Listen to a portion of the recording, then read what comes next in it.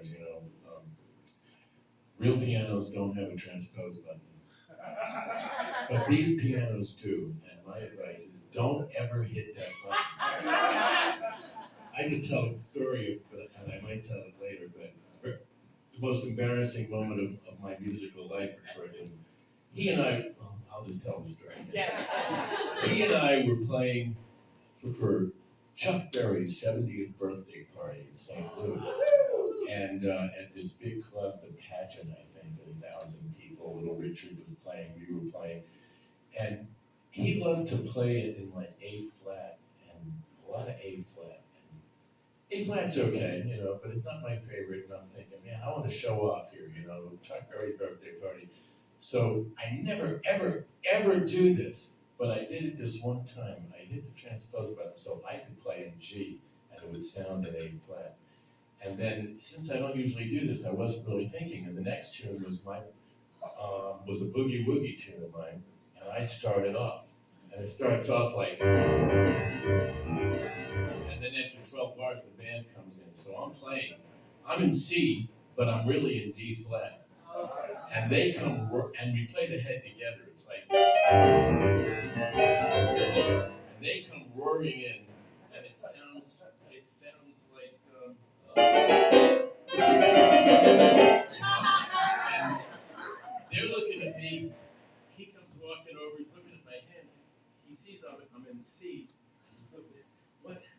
And anyway, after about 2 choruses, you adjusted to me, right? I was just so spaced. I didn't know what to do. I can't remember. Did we stop and start over? No, I think actually you guys adjusted and we played the whole thing out in some weird key. But anyway, that was extremely embarrassing. The bass player that was on that gig, this is 20. That was Jesse, right? Jesse, yeah. I just saw him. He brings it up every time I see him. It's true. Anyway, don't hit the transpose button because first of all, if you get really used to it and then you go into a recording studio and you play a real Hammond or a real piano, you're screwed, because you're going to have to play in some other keys. Yeah, and A flat is a good key. In fact, it's A flat's my not favorite bad. key. A flat's not bad. G flat and D flat are my 2 least favorite. A flat's okay. I got good at it because we played all these T-bone things in A flat, I remember. Anyway. But we're going to play this one in G. Okay.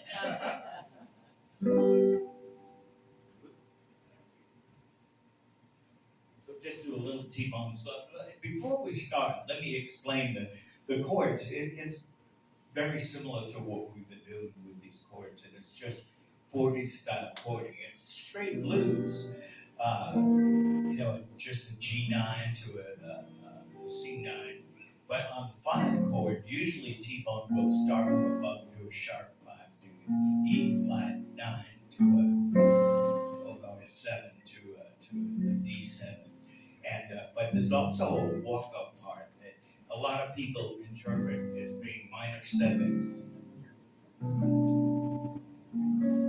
But the truth is, the way it really went with T-bone. I mean, sometimes songs have that in them, but what it really is there's a D7 up to a G, just a straight G, back to a B flat diminished to a D7. So instead of doing the minor 7s, it's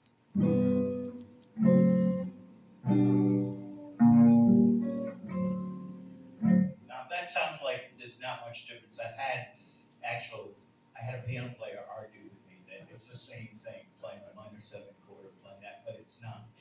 It's really not. And stylistically, with T-bone, it's the way you do it. T-bone didn't play the minor 7. What's that? T-bone didn't play the minor 7. Not that he didn't play, but no, he didn't actually on those slow blues, unless it was a song that had a minor 7 in it. On his slow blues, no, he would just play the 5 up to the. This is just a G, but it's a different voicing with the.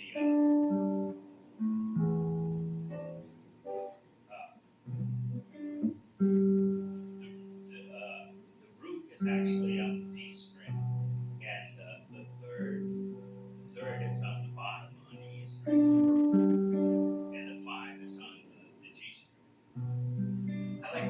consider that like a gospel chord, the way I consider an E flat this way it'd be the same kind of chord. So and you hear T-Bone do that all the time. But so we'll just